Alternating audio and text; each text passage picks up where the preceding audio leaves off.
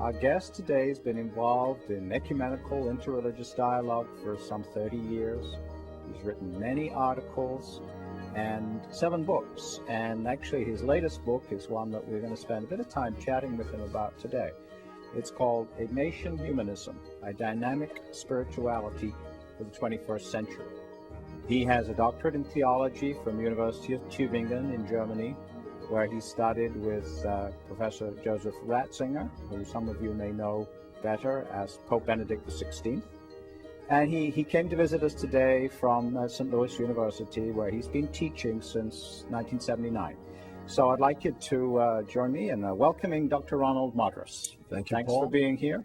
Thank you very much for being here. Title of the book, Ignatian Humanism. There's this word Ignatian, and I guess that relates to his spirituality. Ignatius, sure. Ignatian spirituality. Isn't he? He's also a Christian. He's also a Catholic. Which is the more important word here? Catholic spirituality, Christian spirituality, Ignatian spirituality.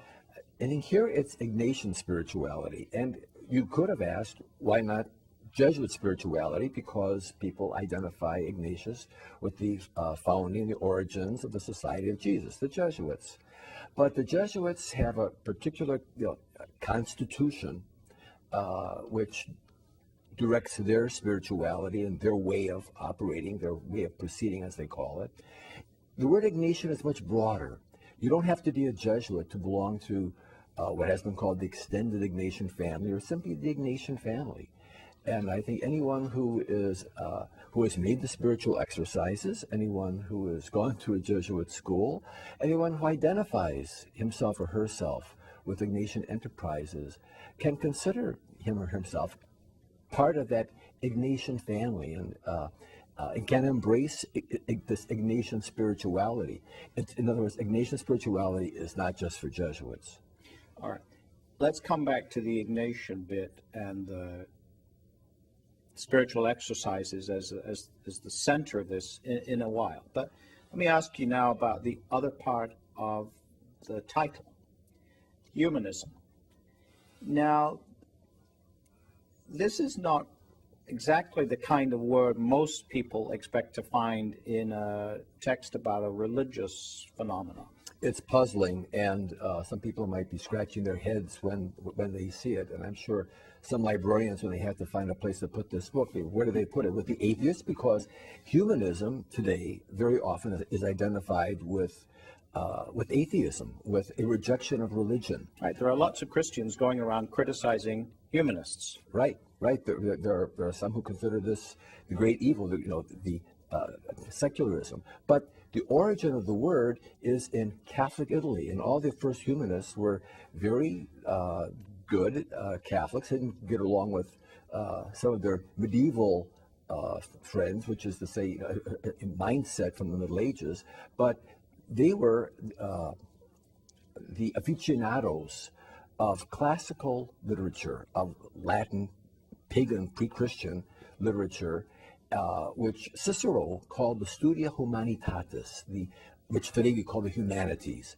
So they were the early humanists, the first humanists, the umanisti as they were called in the schools, were the teachers and students of literature, and of Latin classical literature, Seneca and Cicero. And they thought that imitating the Latin of these pre-Christian orators and statesmen and writers would help them in their own Latin. And then they found in these works, in these classical works, however, not only elegant literature, but inspiration and wisdom and truth and beauty. So they began to foster, both for its elegance, but also for its wisdom and truth, this classical literature. So you're putting Ignatius in this particular framework. This is the kind of education he received. When we think of St. Ignatius and Ignatian spirituality and Jesuit spirituality, it's very autobiographical. Certainly he looked at God operating in his life. He said he felt that God was like a school teacher who was teaching him something. But he was also affected by his culture. which he takes for granted, like the air we breathe. Yeah. And it was a Renaissance and humanist culture.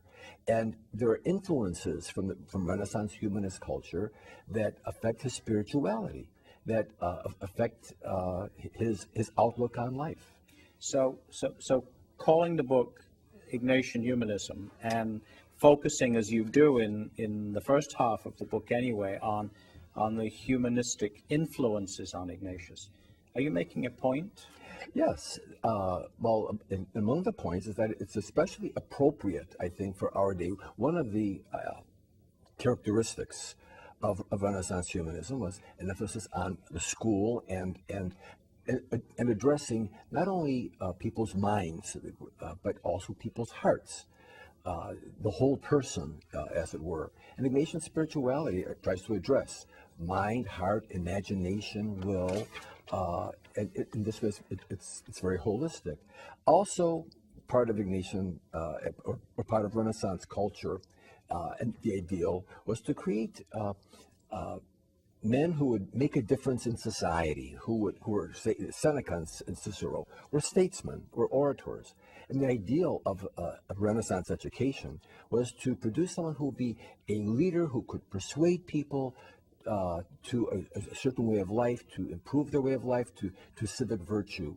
And the early Jesuits were influenced by this education and always built their institutions and schools in the heart of cities. In the Middle Ages, monasteries were built on mountaintops to flee from the world. Jesuits felt they had to be in the center of things. So this kind of humanistic teacher, a leader of civil society image, this is more important than the kind of, the things I used to hear about Ignatius were that he was a soldier, and now he was going to be a soldier for Christ, and there were many sort of military metaphors in there. So this picture is a corrective to that? Or? Sure. First of all, Ignatius was a man of his time, and there were many books about, if you will, the church militant. That was common jargon in those days. And he was really more of a diplomat than he was a soldier. But although he does use soldierly metaphors in the spiritual exercises. But what I try to do in my book is to bring out something which has been taken for granted, to put him in his context. And Renaissance humanism was part of that context.